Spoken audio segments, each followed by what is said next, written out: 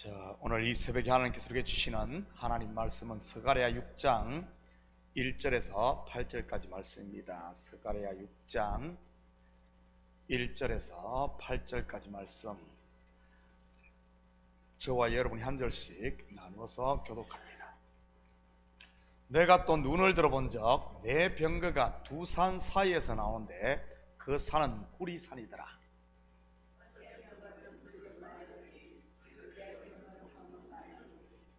셋째 병거는 흰 말들이, 넷째 병거는 어룽지고 건장한 말들이 메었는지라.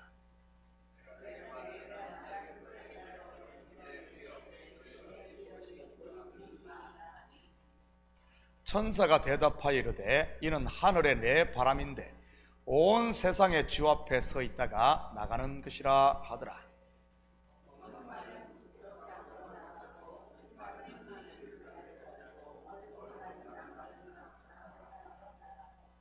건장한 말은 나가서 땅에 두루 다니고자 하니 그가 이르되 너희는 여기서 나가서 땅에 두루 다니라 하매 곧 땅에 두루 다니더라.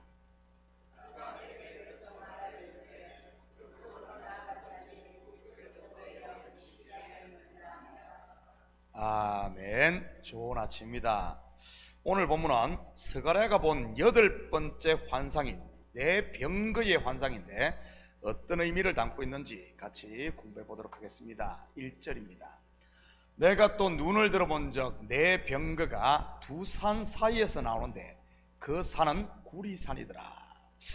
당시 병거는 힘과 권세를 상징하는 최강의 전쟁 무기였습니다. 이 병거로 유명한 나라가 애굽이었던 것이고요. 이것을 통해 우리는 이 환상이 전쟁과 연결되어 있음을 알 수 있습니다. 그리고 내 병거는 동서남북 사방을 이야기하는 것이고요. 그런데 이 병거가 두 구리산 사이에서 나오네요. 구리산이 무엇을 상징하는지 먼저 5절을 보도록 하겠습니다. 천사가 대답하여 이르되 이는 하늘의 내 바람인데 온 세상의 주 앞에 서 있다가 나가는 것이라 하더라. 우리는 천사의 대답을 통해 내 말들이 하나님으로부터 나오는 것을 보게 됩니다. 하나님 앞에 서 있는 두 구리산, 성경에서 구리 또는 노선 대체적으로 심판을 상징합니다.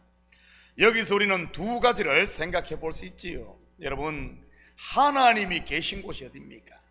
하늘 성전입니다. 그 하늘 성전이 지상의 모형으로 만들어진 것이 바로 성막, 후에는 성전인 것이고요. 성전 앞에 산처럼 높게 세워진 것이 무엇입니까? 야긴과 보아스라는 이름을 가진 두 놋기둥입니다. 다시 말해 성전으로부터 대적들에 대한 심판이 이루어진다는 말이지. 선지자 스가랴에서 주어진 가장 큰 사명이 뭡니까?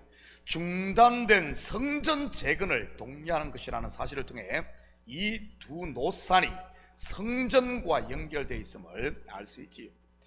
그런데 성전은 단순히 솔로몬 성전이나 스룹바벨 성전만을 말하는 것이 아닌 구약에 이러한 성전의 실체이신 예수님과 연결해서 보아야 하는 것입니다. 이 성전을 헐라 내가 3일 만에 일으키리라. 누가 하신 말씀입니까? 바로 예수님입니다. 무슨 의미죠? 구약의 돌 성전을 모형하는 육신을 입은 예수님이 십자가에 달려 돌아가시지만 3일 만에 무너지지 않는 영원한 성전으로 세워진다는 말인 것입니다. 물론 그 성전은 다시는 무너뜨릴 수 없는 우리 속에 세워져 있고요. 예수님께서 이 땅에 오심으로 어떤 일이 일어납니까? 바로 심판이 시작되는 것입니다. 우리는 이것을 종말이라고 하는 것이고요. 누구에 대한 심판입니까? 먼저는 뱀의 머리를 밟는 사단에 대한 심판이요, 죄와 사망에 대한 심판입니다. 확인합니다. 고린도전서 15장 25절 26절입니다. 맨 나중에 멸망받을 원수는 사망이니라. 계속해서 55절에서 57절입니다. 사망아 너의 승리가 어디 있느냐? 사망아 내가 쏘는 것이 어디 있느냐. 사망이 쏘는 것은 죄요 죄의 권능은 율법이라. 우리 주 예수 그리스도로 말미암아 우리에게 승리를 주시는 하나님께 감사하노니. 그런 측면에서 보면 솔로몬 성전 앞에 세워진 야긴과 보아스 두 녹기둥은 단순히 성전의 위용을 드러내기 위한 장식품만은 아니었던 것을 알 수 있습니다. 죄와 사망에 대한 심판되었던 것이지. 실제로 그렇지 않습니까? 성전이 무엇을 하는 곳입니까? 인생들을 묶고 있던 죄와 사망이 심판을 받고 죄사함을 받는 곳이 성전인 것이지. 또한 성경에서 산은 언약을 상징하기도 합니다. 갈라디아 4장 24절에서 26절입니다. 이것은 비유니 이 여자들은 두 언약이라. 하나는 신의 산으로부터 종을 낳은 자니 곧 하갈이라. 이 하갈은 아라비아에 있는 신의 산으로서 지금 있는 예루살렘과 같은 곳이니 그가 그 자녀들과 더불어 종노릇하고, 오직 위에 있는 예루살렘은 자유자니 곧 우리 어머니라. 예루살렘의 다른 이름이 뭐죠? 시온, 곧 시온산입니다. 물론 신의 산은 옛 언약인 율법을, 그리고 시온산은 새 언약인 진리 곧 은혜 언약인 것이고요. 다시 말해 심판의 병거가 두 구리산 사이에서 나온다는 말은 말씀이 심판을 한다는 의미인 것입니다.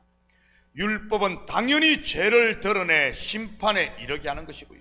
그렇다면 새 언약인 예수님의 말씀은 어떨까요? 요한복음 12장 48절입니다. 나를 저버리고 내 말을 받지 아니하는 자를 심판할 리가 있으니 곧 내가 한 그 말이 마지막 날에 그를 심판하리라. 결국 주 앞에서 나가는 내 말은 하나님의 말씀임을 알 수 있는 것이지. 그런데 병거가 몇 대입니까? 네 병거입니다. 바로 신약의 사복음서요, 에덴 동산에서 흘러나가는 네 강줄기인 것이지.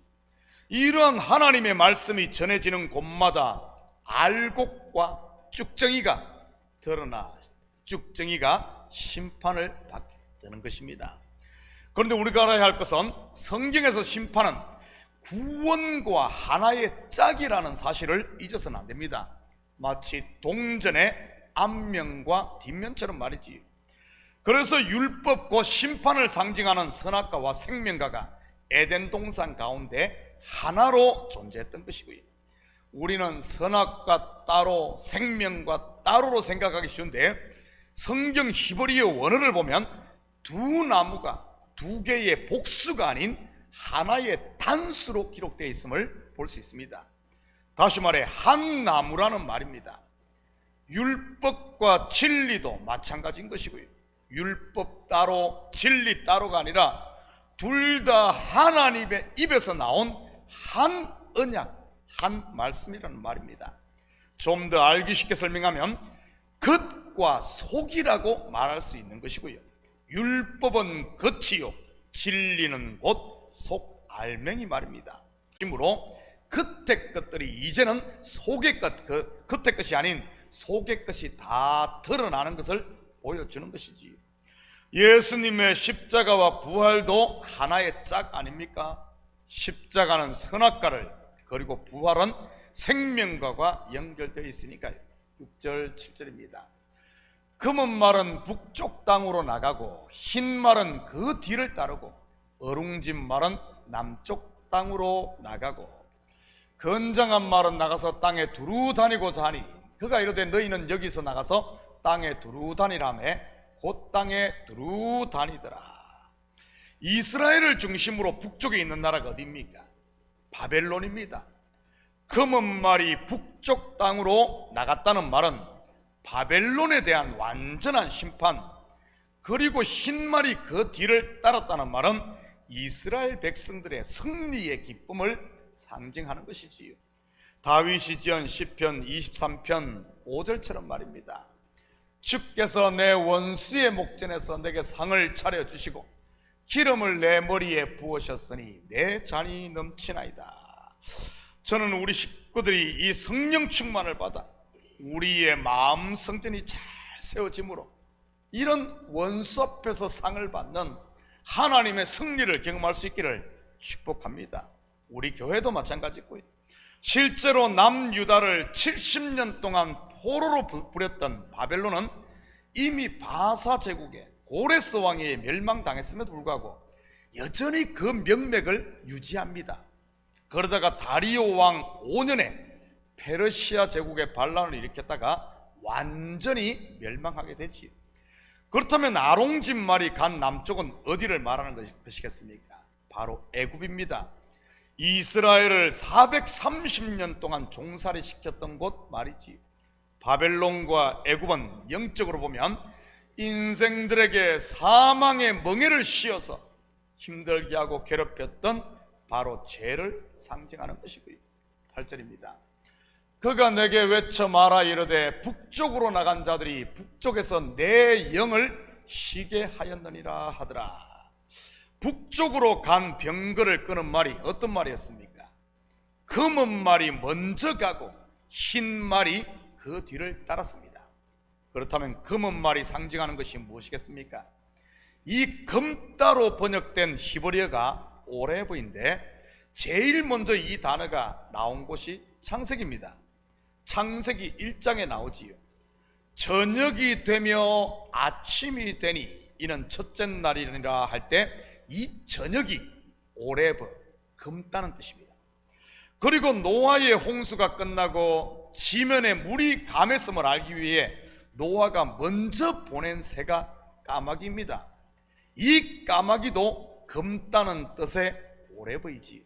그렇다면 오레브 즉 저녁이나 까마귀는 무엇을 상징하는 것이겠습니까? 바로 먼저 온 옛 계명인 율법입니다. 먼저 온 것으로 장자 말이지. 물론 율법은 인생들의 벌거벗음을 드러내 심판하는 것이고요. 검은 말이 끄는 병거 바벨론의 죄를 심판한다는 말이지. 구속 역사로 보면 예수 그리스도의 십자가인 것이고요. 그런데 그것이 끝일까요? 아닙니다. 그 뒤를 누가 따라갑니까? 바로 흰 말이 끄는 병거입니다. 물론 흰 말은 아침과 비둘기 그리고 승리를 상징하는 것이고요. 물론 이것은 예수 그리스도의 부활을 말하는 것이지. 이런 것을 보면 이런 선지서 속에서도 예수님께서 죽음이 끝이 아니라 죽었다가 다시 살아날 부활을 담고 있는 겁니다. 다시 말해 예수 그리스도의 십자가 부활을 통해 구원이 완성된다는 그런 말입니다. 내 영을 쉬게 한다는 말이 안식하게 한다는 말이니까요. 제7일에 안식함으로 창조 사역이 마무리되듯 예수님의 죽으심과 다시 살아나심으로 하나님의 재창조 사역이 완성됨을 보여주는 이런 환상이었던 것이지. 그럴 때 주어지는 것이 바로 평강인 것이고요. 그래서 예수님께서 죽었다 살아나신 후에 제자들에게 찾아가 선포한 것이 평강이 너희에게 있을지어다 아닙니까? 사랑하는 성도 여러분, 오늘도 하나님의 말씀을 무의잡고 그 말씀 앞에 순종하는 삶을 통해 여러분의 가정과 삶의 현장에 이러한 하나님의 평강이 충만하시기를 예수님의 이름으로 축복합니다. 같이 기도하십시다. 사랑의 아버지 하나님, 참으로 감사를 드립니다. 원수를 완전히 멸하시고 심판하신 후에 다시 그 가운데 하나님의 백성들을 정결케 하며 일으키시는 하나님, 우리 속에 하나님과 원수되었던 것 있습니까? 교회를 핍박하고 성도를 힘들게 하며 아버지암 죄와 타협하고 아버지암 내 육신의 욕망을 쫓았던 원수된 것이 있다면 이 시간 아버지 하나님 검은 말을 보내사 우리 속에 있는 죄들을 다 정결케 예수 그리스도의 십자가에 못 박는 이 아침 되게 하시고 아버지 하나님 그 자리에 우리의 새 사람 아버지 하나님 그리스도로 거듭난 새 사람으로 충만하게 채워지는 저희들 되게 도와주시옵소서. 그래야 아버지 하나님 이제는 우리 속에 참된 평강이 있게 하시고 안식이 있게 하시고 우리 교회와 가정과 삶의 현장에 기쁨과 즐거움의 축제가 있는 삶이 되게 도와주시옵소서. 감사드리며 예수님의 이름으로 기도드립니다. 아멘.